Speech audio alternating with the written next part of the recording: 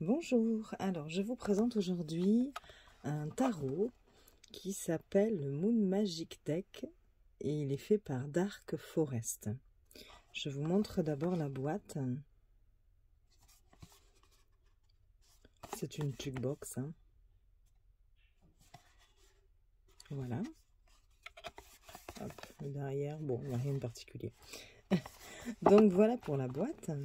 Vous avez un petit livret avec, mais ce petit livret, il est dans tous ces jeux de tarot, parce que j'en ai commandé un autre que j'ai reçu aussi, et c'est la même chose, c'est le même livret. Donc en fait, il ne parle pas spécifiquement de ce tarot. Voilà. Il va donner plutôt des généralités par rapport à un tarot Rider-Waite-Smith, la structure, comment s'en servir, bon voilà. Donc tout est en anglais.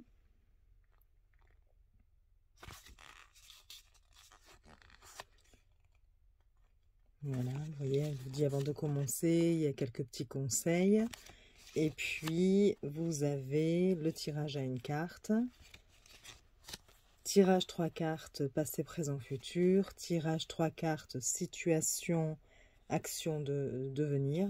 Oui, c'est ça. Et puis, après, vous allez directement dans l'interprétation des cartes. Donc, vous avez juste quelques mots-clés à l'endroit et à l'envers. Et vous avez la même chose pour les arcanes mineurs.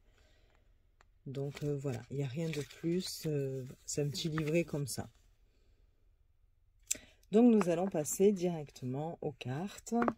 Je vous montre le dos qui est comme ceci et que j'aime beaucoup, beaucoup.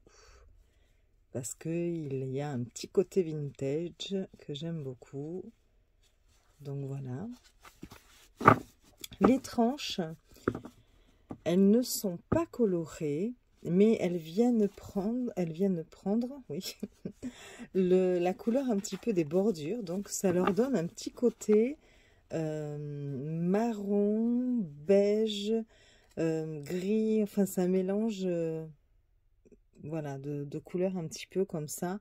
Je dirais même que là, avec la vidéo, on dirait presque que c'est kaki. Mais bon, c'est plus quand même sur du marron clair.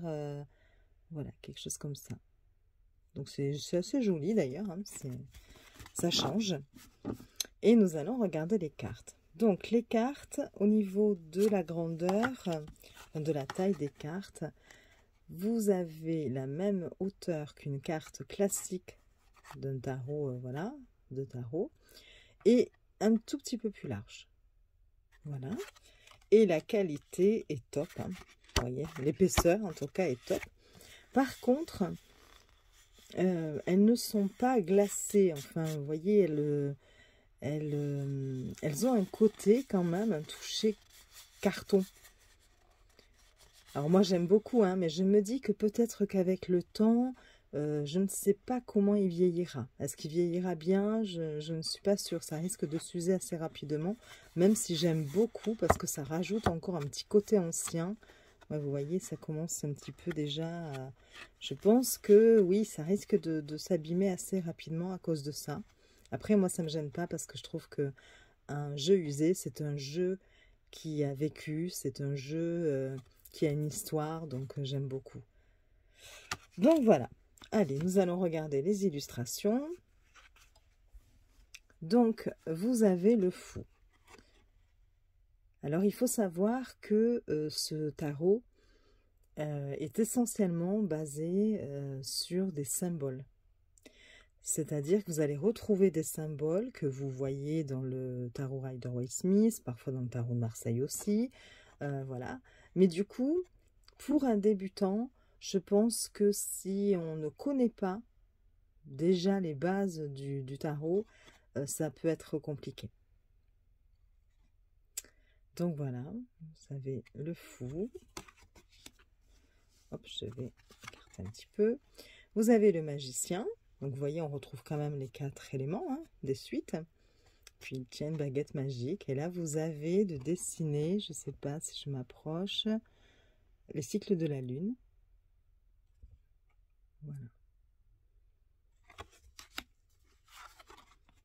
La grande prêtresse.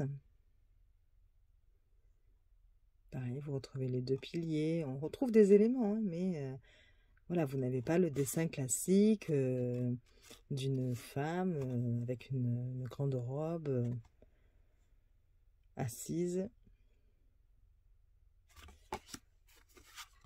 L'impératrice.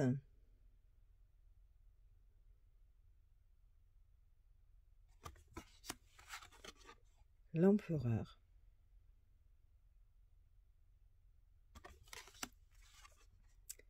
Le hiérophante.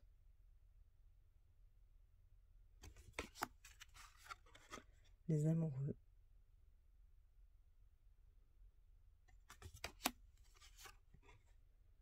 Le chariot.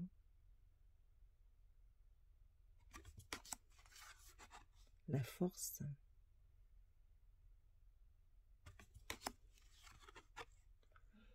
L'ermite.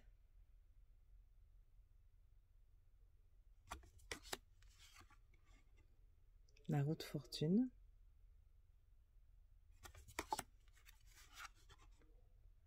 La justice.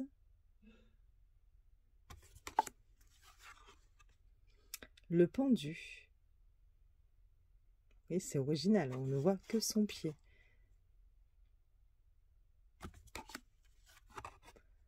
La mort. J'adore cette carte. Elle fait partie de mes cartes préférées dans ce jeu. La tempérance. Le diable. Très jolie carte aussi. Vous avez la tour. L'étoile. Bon, très simple là. La lune. Le soleil.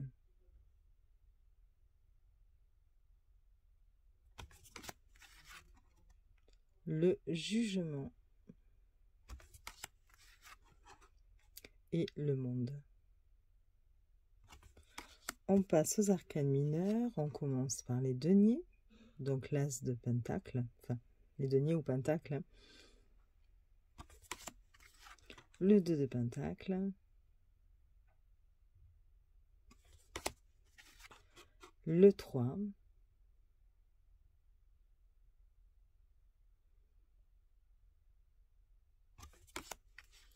Le 4.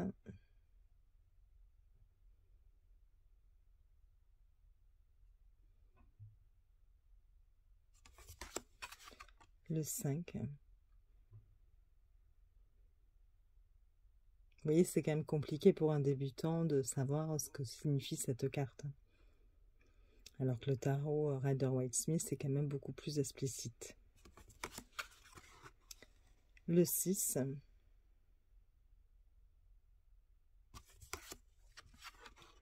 Le 7 de denier ou de pentacle. Le 8.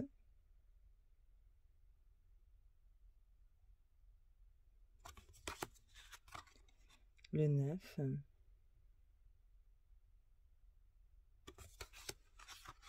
Le 10.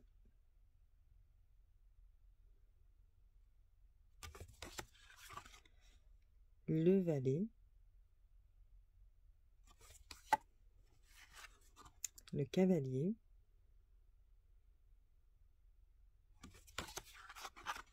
La reine. Et le roi. J'aime beaucoup même les couleurs de ce jeu. L'as de bâton. Le 2. Le 3. Le 4.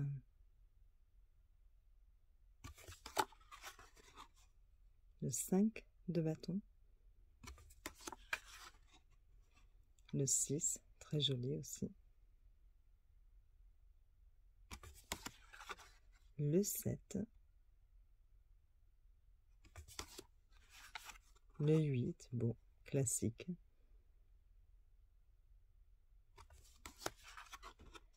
Le 9.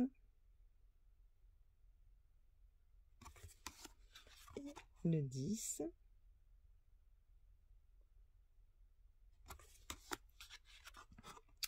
le page, enfin le valet, le cavalier, la reine et le roi. Les épées, l'as d'épée, le 2 d'épée, le 3 d'épée, classique aussi, le 4,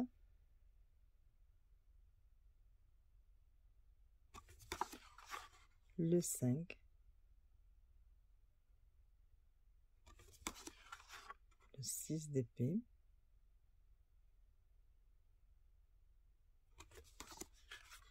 le 7,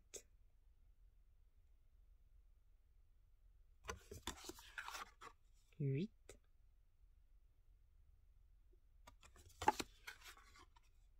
le 9,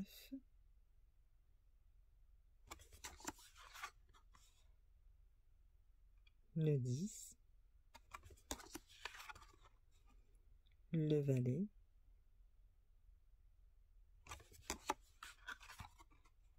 le cavalier,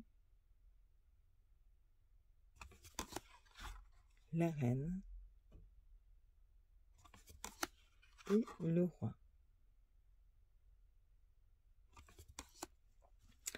La dernière série, les coupes, donc l'as de coupe,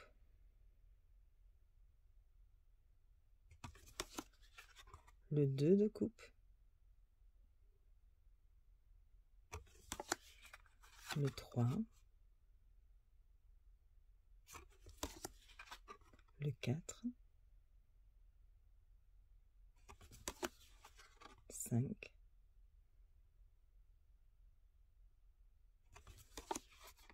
6,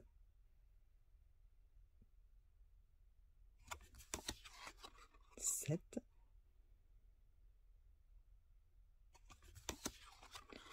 8, 9, 10, le valet,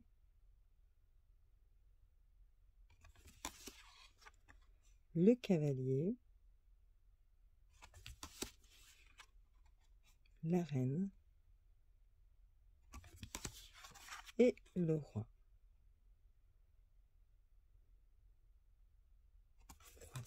Je crois qu'on retrouve les mêmes couleurs, par exemple, là en vous les montrant,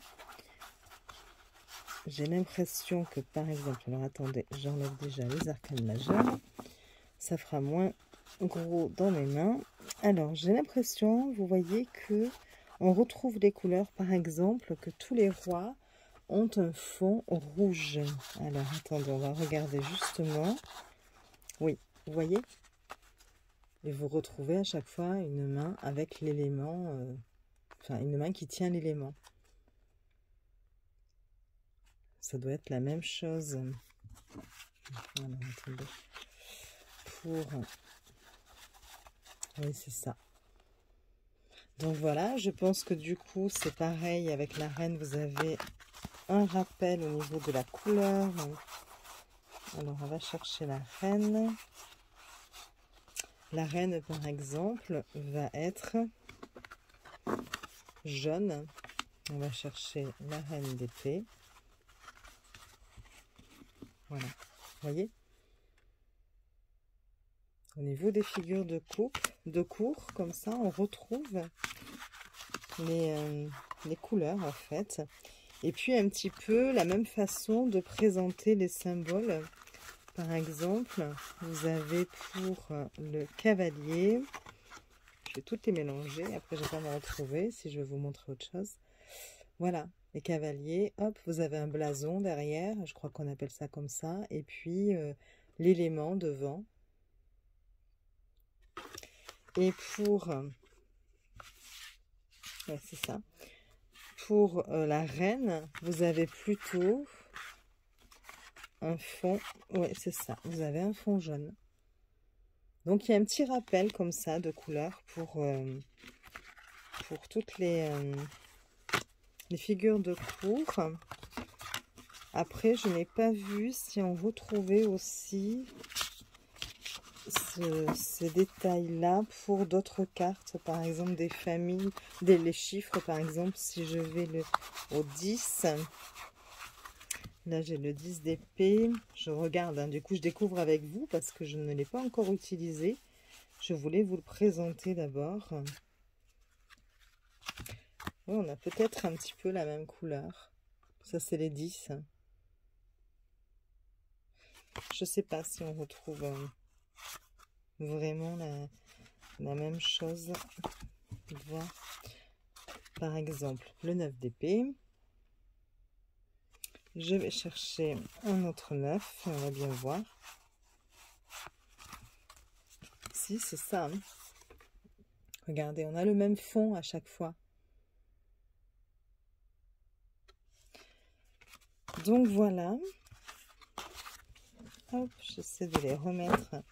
Bon, après, c'est pas très important vu que je vous l'ai présenté et que je vais bien sûr l'utiliser. Donc, mais j'aime beaucoup. Voilà, je reconnais que et elles glissent très très bien, hein, même si elles ne sont pas glacées. Elles glissent très très bien. On dirait qu'il y a comme une sorte de vernis sur les couleurs en fait. Et puis, ben voilà, ça donne un côté cartonné. Je ne sais pas si on voit bien avec la caméra, mais j'aime beaucoup. Voilà, et puis, voilà, moi j'aime les couleurs.